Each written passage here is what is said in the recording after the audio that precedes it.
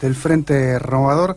Concejal, ¿cómo le va? ¿Qué tal? Un gusto, gracias por invitarme. Un gusto. Concejal, bueno, qué jornada la de hoy, ¿no? Porque sí, realmente los platenses, cada vez que llueve nos ponemos muy mal, y ahora que llovió y se inundó gran parte de la ciudad, también estamos como choqueados ante determinada situación.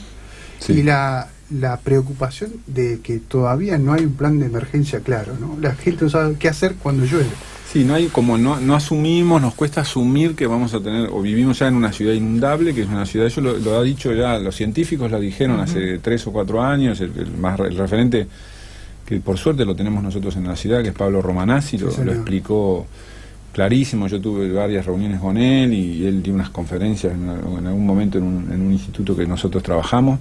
Y él dijo, ya hay que habituarse que va a haber, que esta es una ciudad inundable y que digamos, la tendencia es que las lluvias persistan, sean crónicas, volvamos a tener este tipo de lluvias intensas, con lo cual hay que prepararse para esto y empezar a concebir que esta es una ciudad de inundaciones. Entonces hay que planificar lo que hay que hacer, hay que tener una respuesta clara respecto de dónde vamos a tener los impactos más duros o más complejos de las inundaciones, de los sectores sociales que son más vulnerables a esas inundaciones, y ahí implica la planificación y implica una cultura. Es como nosotros, insisto con esta idea que no asumimos que vivimos en una ciudad inundable y que eso va a ser por muchas generaciones, no es un tema de ahora y no se va a resolver ni siquiera con las obras hidráulicas que ojalá se terminen este año, que hay una gran expectativa o promesas de todos los, digamos, de los dos gobiernos que estuvieron involucrados en esta obra, el anterior y este, pero eso no va a resolver el problema. Entonces yo hoy veía rápidamente la acción solidaria de la comunidad, pero tampoco eso está organizado. O sea, digamos, hay una respuesta espontánea, sí, pero es un voluntarismo que todavía el Estado no lo recoge para potenciarlo. Entonces, decir, bueno... Claro, justamente hablamos de eso, decimos, ya que el Estado no está haciendo todo lo que debería estar haciendo, bueno, es la sociedad, el mismo platense que ayuda a su propio vecino, sí, o los centros culturales o organizaciones que abren sus espacios para recibir donaciones. Sí. Pero es real que no hay ningún plan. Hoy a las 9 de la mañana ya que había organizaciones, ONG, nuestra universidad, ya había todo un dispositivo. Ahora, el Estado, digamos, tendría que haber dicho ayer o antes de ayer, sabiendo que teníamos esta tormenta, bueno, la ayuda se canaliza de esta manera, la prioridad es esto. Nada, y yo soy a mí me gusta la planificación, no me gusta la improvisación. Me parece que no debemos llegar a ese punto. Entonces, para eso hay que educar, hay que transmitir con anticipación. Ya tendríamos que estar trabajando esto en los colegios, porque digamos, ¿dónde aprenderíamos a que somos una ciudad inundable? Con los chicos más jóvenes. Muchos padres aprendimos a cuidar el medio ambiente cuando a nuestros hijos nos decían no tires el papel acá, porque en la escuela me enseñaron que no hay que tirarlo en la calle cuando ibas en el auto. La tradición de mi generación era esa. Y uno aprendió eso. Bueno, los pibes, los jóvenes, los niños, o sea, me parece que hay muchas cosas que podemos hacer que no tienen costo económico, que son y que tienen mucha economía porque ahorramos plata después con las tragedias, y ahí me parece que el Estado no tiene conciencia de eso, el Estado municipal, y ya deberíamos haber estado trabajando en esto hace mucho tiempo. Digo, un plan estratégico respecto de este tema. Con lo que hubo, con lo que ocurrió y con lo que hay, Luciano, ¿cómo evaluás el rol del gobierno municipal en este hecho puntual de anoche? Mira, a mí me pareció positivo que ya el intendente desistiera del viaje que tenía previsto. Nosotros en el Consejo Deliberante votamos la licencia del intendente el día miércoles, aunque ya sabíamos o intuíamos de que podía corregir esto, o sea, el intendente no tomara esa licencia en vistas de los anticipos de la tormenta. Que lo haya confirmado, por lo menos hoy lo vimos en un centro de evacuaciones, es positivo. Ahí me parece correcto, o sea, me parece una señal positiva, me parece que eso es lo que hay que hacer. Me gusta cuando las personas que cumplen funciones y tienen un rol, cumplen con su trabajo, ¿no? Que no es más que cumplir con su trabajo, no es una cosa excepcional, no es una patriada, es su trabajo de intendente. Nosotros deberíamos agregar ahora esto que yo decía, que eso tendría que haber estado planificado, que tenemos ya que tener una red de solidaridad organizada, con cabeceras, con instancias muy planteadas de cómo actuar, cómo ayudar a los que sufran estos daños o estas circunstancias. Y después insisto con la educación y insisto con todo lo que hace la información respecto a este tema. Una ciudad que se va a inundar siempre, que tenemos que acompañar, que es una ciudad casi templada, estamos a mitad ya entrando en el invierno y no pasa nada. Entonces eso quiere decir que está cambiando el clima. Sin dudas. Tuviste en los colegios, ¿no? Hoy. Bueno, mi trabajo, yo soy presidente de la Comisión de Seguimiento del Fondo Educativo. El Fondo Educativo es un tema clave para mí, que además tiene que ver con una discusión también de fondo sobre el rol de los municipios y sus competencias. Esto es nuevo para todos, toda la ciudad es nuevo, la idea esta de que los municipios tengan una competencia, una responsabilidad en la infraestructura escolar, porque surge de una ley, surge de un presupuesto asignado que antes no se ejecutaba para las escuelas, porque el fondo educativo existe desde el año 2013. En el 2006, la presión de muchos concejales, entre los obviamente me cuento, le manifestaron al intendente que tenía que hacerse cargo de este tema. Después eso se reforzó con la ley de presupuesto el año pasado, para el presente año, por el cual hay un 50% ya asignado en la ley de presupuesto de que los municipios tienen que asignar estos fondos a la infraestructura escolar. Y yo, como presidente de comisión de seguimiento, hago el seguimiento de obras y además estoy en la práctica relevando la situación de infraestructura de todas las escuelas, que realmente es catastrófica. Yo tenía el dato oficial que teníamos todos, que es el año pasado, en el año 2017, se terminó un censo de infraestructura escolar hecho por la Dirección de Escuelas, por el Ministerio de la Provincia de Educación, que daba el 75% de situaciones problemáticas de infraestructura escolar en toda la provincia. Y después el otro tema es cuando lo ves en realidad, que obviamente los docentes lo sabían, no es que no estamos inventando la pólvora, pero una cosa es que cada docente sabe lo que pasa en su escuela. Ahora, cuando uno recorre todas las escuelas, toma conciencia del problema. Claro. Que nosotros no hayamos creado, nosotros digo el municipio, que el municipio no haya creado un área específica para el tema de infraestructura escolar a esta altura de la gestión de Garro, que lleva 3 años, ya me parece un indicio de que a él le cuesta comprender esta situación y que tiene que empezar a pensar en el largo plazo. Para eso tenemos que crear un área, porque también esto va a ser permanente. Los municipios, si ustedes consideren lo siguiente, todos los municipios de la provincia de Buenos Aires tienen este año cerca de 6.500 millones de pesos de inversión en infraestructura escolar que llega a cada municipio a través del fondo educativo. Tienen más plata, tienen la misma plata, mejor dicho, los municipios en su totalidad, los 135 de la provincia de Buenos Aires, que todo el Ministerio de Educación asignado a infraestructura por fuera de salarios. Claro. O sea, que eso qué quiere decir sencillamente que la infraestructura escolar tiende a ser ya una responsabilidad del municipio, por lo menos lo que es mantenimiento, y que si arrancamos de un piso tan bajo del estándar donde está en la infraestructura escolar, vamos a tener un problema por lo menos por 10 años. Hoy visitaba la secundaria 3 y la técnica, la secundaria 3 y la técnica 3 en Los Hornos. Escuelas maravillosas en el sentido de la respuesta que dan, en una 900 alumnos, otros más de 1500. Edificios que tienen sus años, por supuesto, una comunidad educativa, docentes, directivos, realmente que me llenaron de alegría ver gente tan comprometida con su trabajo. Ahora, aulas que se llovían eran por lo menos la mitad, que tenían pérdidas. ¿Qué cantidad del presupuesto se viene ya ejecutado? El problema que tenemos es que estamos muy atrasados en la ejecución del presupuesto 2017, que tenía asignado 80 millones de pesos. 60 millones del presupuesto 2017 que se aprobó en el presupuesto en el Consejo Deliberante y 20 y algo que venían del 2016. Esos 80 se asignaron a 35 escuelas.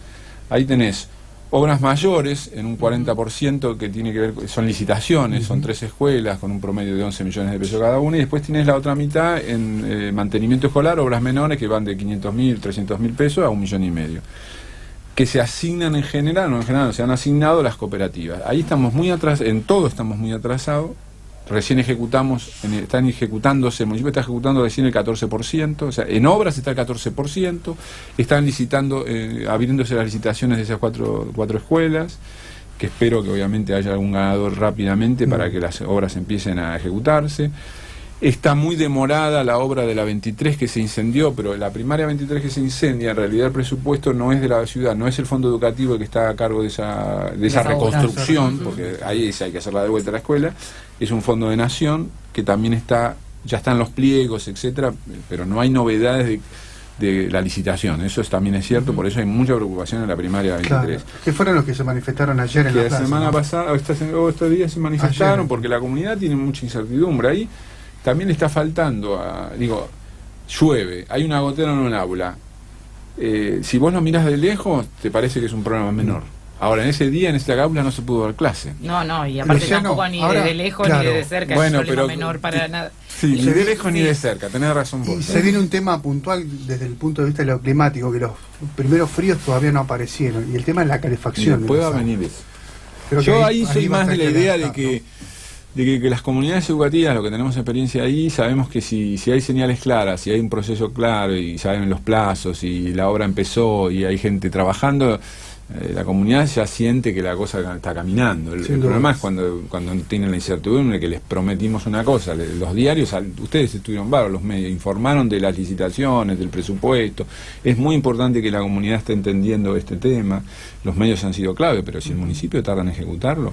Claro. Yo tengo una propuesta que yo la presenté en el Consejo, justo la semana pasada, esta semana se discutió en el Consejo Deliberante porque hay otra iniciativa presentada por Unidad Ciudadana, que la presentó Gastón Castañeto. Yo tengo un proyecto redactado con Florencia Rollier, que es oficialista, hasta hace poco era oficialista, digamos, en el sentido ella dice seguir siendo parte del bloque igualmente, ¿no? Pero tiene un debate interno con el oficialismo, lo que no quiero hablar con eufemismo. Pero nosotros redactamos con Florencia Rollier una ordenanza que propone que los fondos vayan más directamente a las escuelas. Nosotros creemos, estamos convencidos, yo estoy convencido, y Rollier compartía esta idea conmigo, y por eso redactamos juntos el proyecto, el año 2016, que es que el fondo educativo se divida la mitad para obras de menores de mantenimiento de 1 millón de pesos para abajo, se dirija directamente a las escuelas, que sea un fondo asignado directamente a cada escuela por matrícula y que sean los directorios de las escuelas los que decidan qué obra hacer, a quién contratar, con quién trabajar, etcétera. Y la otra mitad obviamente se la reserva el municipio para las obras mayores, para las que son licitaciones.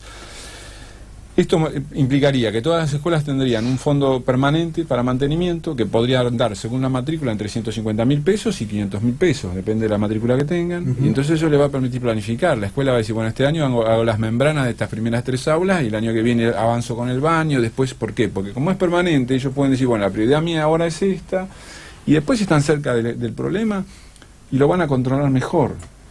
Eso es el tema, y además vamos a ser más directos. Sí, igual yo pensaba, vos comentás que solo está ejecutado el 14% del total del presupuesto. Del año pasado, aparte. Bien. Bueno, la pregunta sería, ¿dónde está el resto de la plata? Son fondos asignados, la plata tiene que estar porque no podrían usarse para otra cosa. Hay un dictamen del Tribunal de Cuentas del 2015 que dice que el fondo educativo es de las escuelas, que corresponde al 6% del PBI que se invirtió en educación.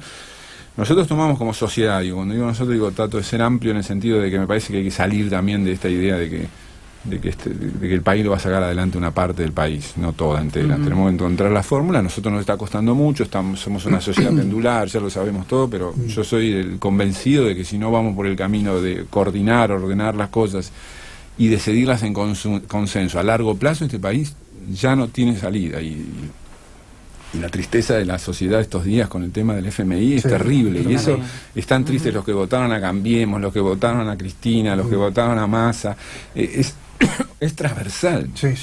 Ahora, concejal, con respecto a la asignación de los fondos, ¿no? Que usted señala que tiene una asignación específica, que es cierto, porque aparte lo dice la ley, pero hay afirmaciones que sostienen que se pagó sueldos con parte del fondo educativo. ¿Eso qué pasó ahí? No, ahí, el fondo educativo tiene que ir a educación, eso es la obligación. Ahora, nosotros como municipio, la municipalidad tiene una parte de un servicio educativo municipal. Nosotros tenemos nuestros jardines, tenemos escuelas, jardines maternales, entonces casas del niño. Ahí está bien que el municipio ejecute esos fondos. Está contemplado porque también es el sistema educativo. Acá lo importante de entender es que el sistema educativo puede ser municipal, la jurisdicción provincial o nacional. En el caso del fondo educativo está establecido por el dictamen del Tribunal de Cuentas que tiene que ser para las jurisdicciones provinciales, o sea, para la educación básica. Entonces, para sea jurisdicción provincial o municipal, porque finalmente son nuestros vecinos. A los vecinos no les importa si mandan a una escuela que es de la provincia o de la ciudad, son los vecinos de La Plata. Y esos fondos tienen que estar dirigidos a la ciudad de La Plata, al distrito. Y otra consulta, lo que se puso en la República de los Niños, ¿qué fue eso? Sí, ahí hay un debate técnico. El oficialismo informó, por lo menos en el caso de la reunión de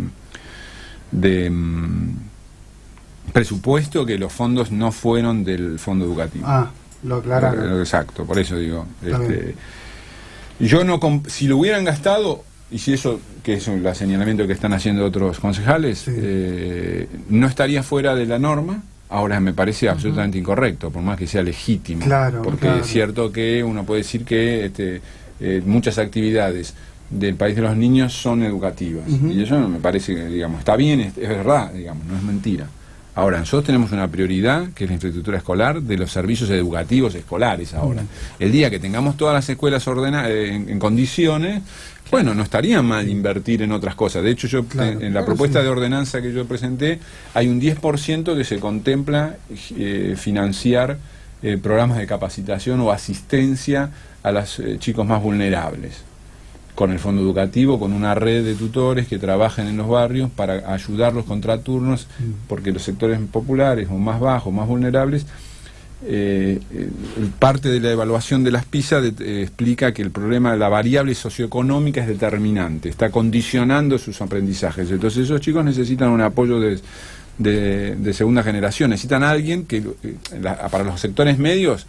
Con nuestros hijos muchas veces, si tienen un problema en inglés, contratamos una maestra particular, pero porque nosotros tenemos recursos, pero en los barrios eso obviamente no lo pueden hacer. O los papás ayudamos porque tenemos una formación universitaria, aunque hoy cada día nos cuesta más ayudar a nuestros hijos. Pero la brecha se sigue ampliando. Entonces ahí exacto, entonces ahí el Estado puede generar o debería generar, y esa es la propuesta que yo decía. Bueno, obviamente, yo diría, si hoy tenemos que priorizar la infraestructura, porque está claro que si el chico no puede tener clase en la escuela, ¿para qué voy a trabajar en la casa si todavía no resolví el problema de la escuela? No, pero entonces, acá la vez pasada hablamos de cuántas aulas eran, 14. 14 en el normal 1. 14 en el normal 1 que no están habilitadas. La 8, de acá que está en el centro, digo.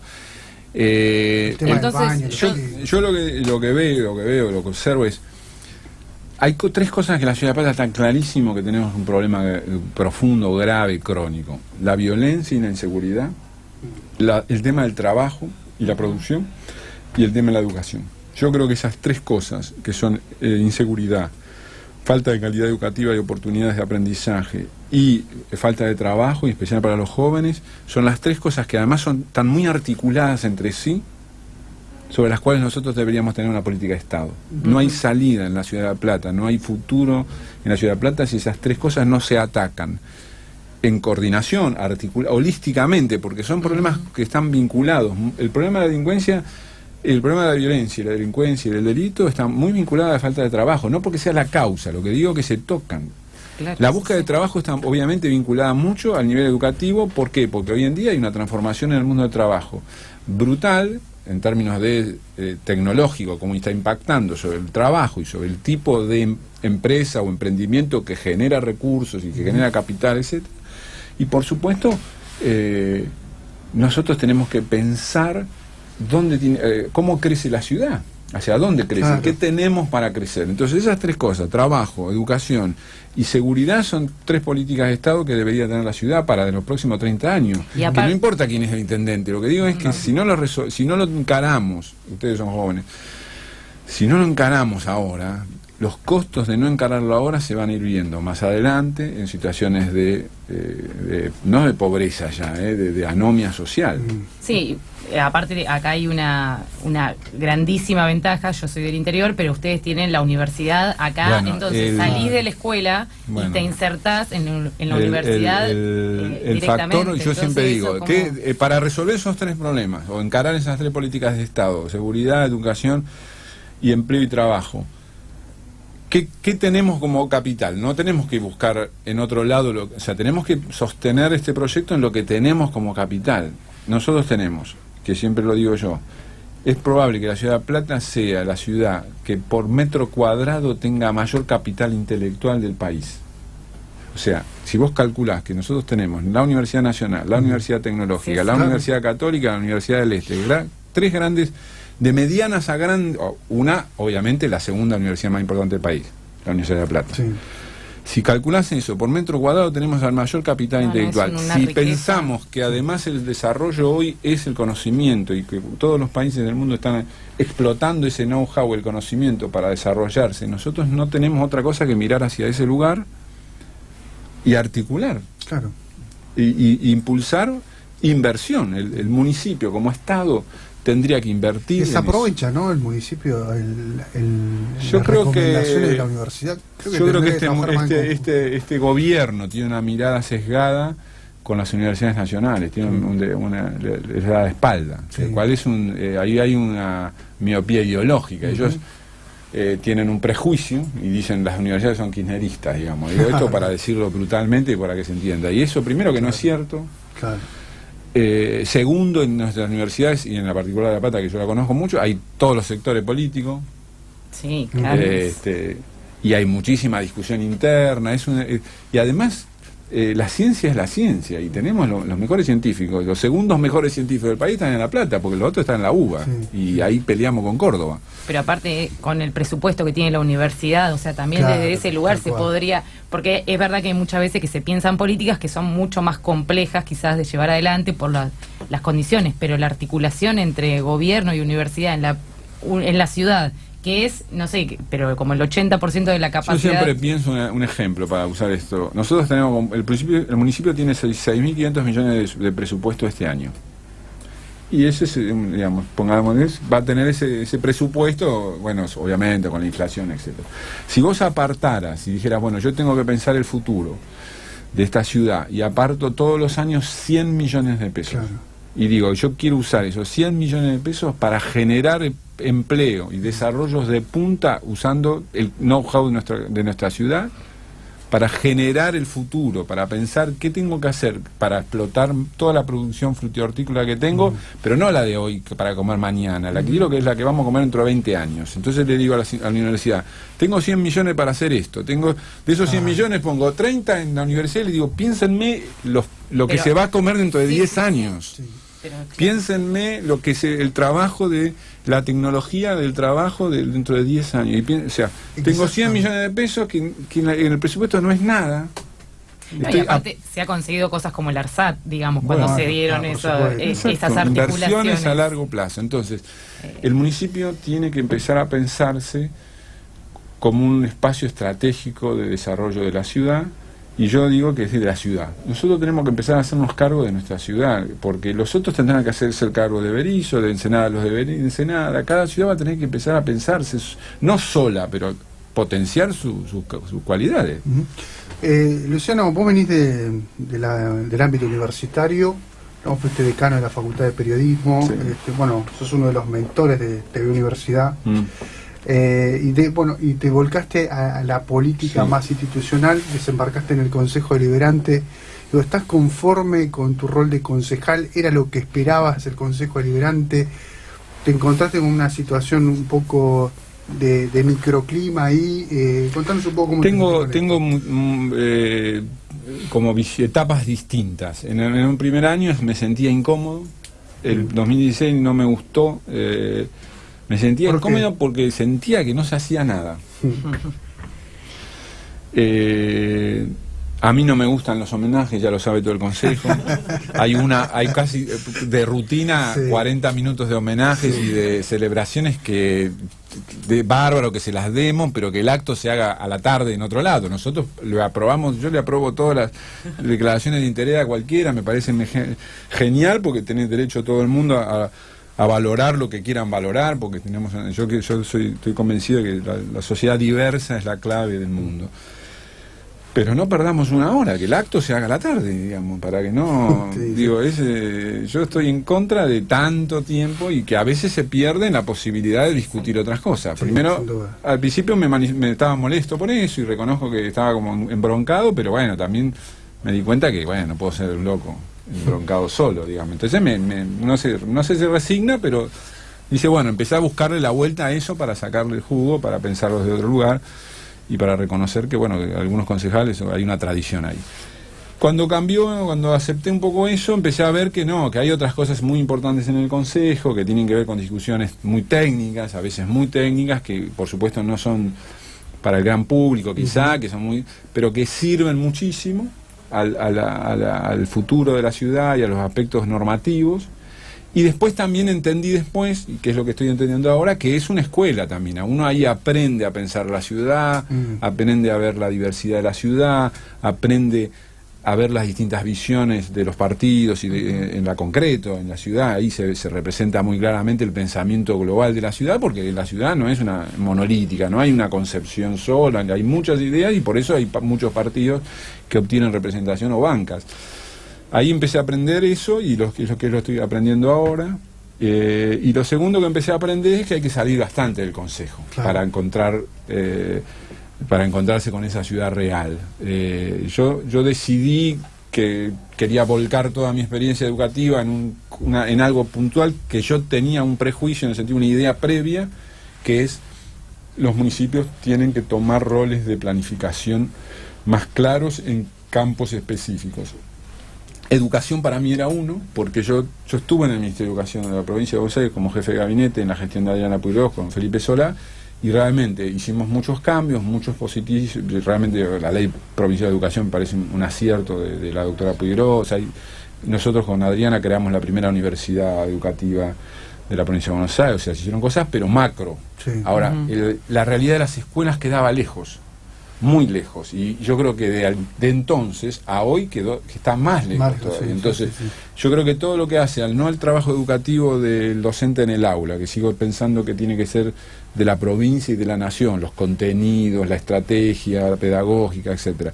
Ahora, todo lo que está alrededor del trabajo del docente en el aula, lo que mejora las condiciones para que ese chico y esa chica exploten todo lo máximo a sus capacidades dentro del aula, lo que está alrededor es clave. Las condiciones de edilicia, la tecnología de la escuela, si el chico come bien, si tiene actividades deportivas y artísticas y culturales, si los docentes no para entrar no tiene, digamos, si el docente termina de trabajar porque es una escuela nocturna y tiene miedo de tomarse el micro, tampoco, digamos, no puede irse a trabajar en un lugar donde no sabe si volver. Eso es que hace el contexto, ahí se tienen que meter los municipios muchísimo. Y nosotros deberíamos... Falta mucho para hacer ahí, ¿no? Y hay mucho por hacer, pero hay que entender que podés, que hasta ahora en los municipios era como no se metían, porque el intendente que decía, no me voy a meter porque si no es un costo después electoral. Claro. Sí, claro. ¿Y el tema del SAE cómo lo ves? ¿Se estaba mejorando o no? Siempre que el SAE estaba muy bien la idea de... Yo había propuesto antes, así como yo trabajo en el equipo de Sergio Massa, en el equipo nacional de educación con Gustavo Yáñez y un grupo de educadores, digamos, que estamos planificando y venimos haciendo eso desde el año 2013. Entre una de las ideas estaba esta idea de que el servicio alimentario se empezaron a encargar a los municipios. Vidal hizo algo parecido, similar, están haciendo una experiencia en 20 distritos. Yo estoy de acuerdo con que pasen en los municipios.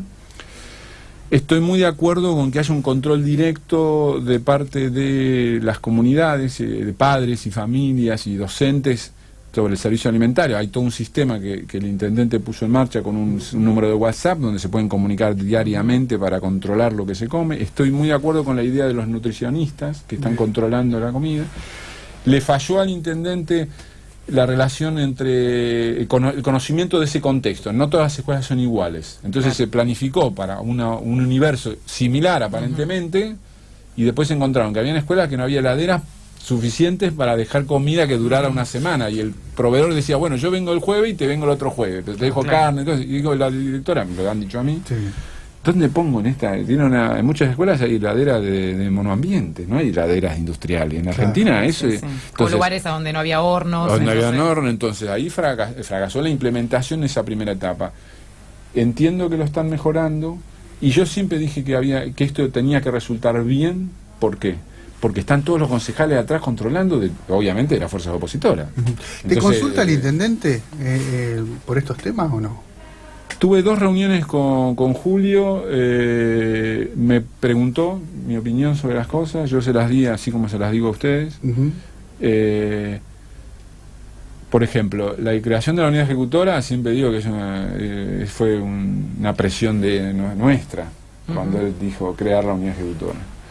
Yo ahora, la semana pasada, no, la anterior, cuando hicimos presentación del segundo informe del Fondo de Seguimiento del Fondo Directivo, le exigí públicamente, y lo digo ahora, que nombrara una persona a cargo, que no podía ser que eso estuviera en manos del secretario, del ministro o el secretario coordinador, porque no puede haber. Necesitas una figura que esté a cargo diariamente y que además se haga responsable, porque si no, el último responsable es el intendente. El intendente no puede estar todos los días siguiendo las obras.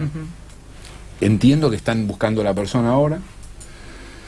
Y igual yo le voy a pedir al intendente, y se lo dije en su momento, incluso lo hemos discutido con Fernando Ponce, y el otro día lo discutimos públicamente en el Consejo, la ordenanza sería el salto cualitativo, porque si nosotros establecemos una ordenanza, insisto, que giramos los fondos, por lo menos los de mantenimiento, dividimos la mitad del fondo de las escuelas, empieza otro ciclo distinto. Y yo siempre pienso, las escuelas con recursos son las escuelas con proyectos, porque con recursos vos podés pensar y planificar. Y las escuelas con proyectos son escuelas con vida. Y ahí vos vas a la escuela y el clima es otro. Concejal, ¿cómo ve el 2019? ¿Tiene ganas de continuar? A mí me gusta, como te decía al principio, pasé de la bronca, porque el fastidio, reconozco que era producto de mi ignorancia. Sí, bueno. O sea, de conocer. De la ansiedad que viste. No, y de no conocer el lugar y nunca haberlo hecho. Claro. Entonces también había hasta prejuicios de mi parte. Lo peor que es la ignorancia es la soberbia de la ignorancia. Y yo aprendí eso, que no tenía que ser eso y tenía que aprender. Entonces empecé a cambiar y a aprender. Ese aprendizaje empezás a disfrutarlo en el sentido de decir, bueno, puedo hacer algo. A mí me frustra mucho en lo personal no cambiar las cosas. Los que me conocen de la universidad saben que yo estuve siempre en todos los procesos de transformación y me gustó polemizar y pelearme con la gente y tratar de convencerlos de cosas, y siempre fui muy receptivo de las críticas, en el sentido que la gente me dice, muchas veces me han dicho, y he aprendido con eso. No, Luciano, esto que estás pensando es una pavada, hay que hacerlo de esta manera, o pensar en... Y yo soy enseguida, si veo que realmente tienen razón, no tengo prejuicios, digamos. Digo, no, sí, tenés razón y vamos para adelante. Al otro día parece que esa idea es mía en realidad, porque te la voy a... la vas a pelear también. La voy a perder como si hubiera sido mía. O sea, no tengo en eso, no tengo... Y te la voy a reconocer siempre, a veces quizá alguno piensa que no se la ha reconocido suficiente. Estamos armando un proyecto de gobierno. Yo creo que nosotros no tenemos que hablar del proyecto electoral. Yo creo que hay que armar un proyecto de gobierno, porque la sociedad en 2019 le va a pedir a todas las fuerzas políticas que resuelvan los problemas. Va a haber mucha frustración. Esta frustración que estamos viviendo se va a trasladar a la elección. Y va a ganar aquel que tenga un proyecto de soluciones, no un proyecto con promesas. Porque pasamos de la negación de la realidad de Cristina, de la última Cristina, yo discuto a muerte con todo el que quiera discutirlo, que el kirchnerismo no fue uno solo, que esa etapa en la cual algunos dicen 12 años, porque viste que ahora lamentablemente está esta idea de englobar totalidades. Son 12 años y parece que esos 12 años fueron todos iguales. Otros dicen 30 años de fracaso, como si toda la democracia hubiese sido un fracaso y todos los gobiernos fueron un fracaso de 30 años. Y otros, peor, te hablan de los 70 años de fracaso.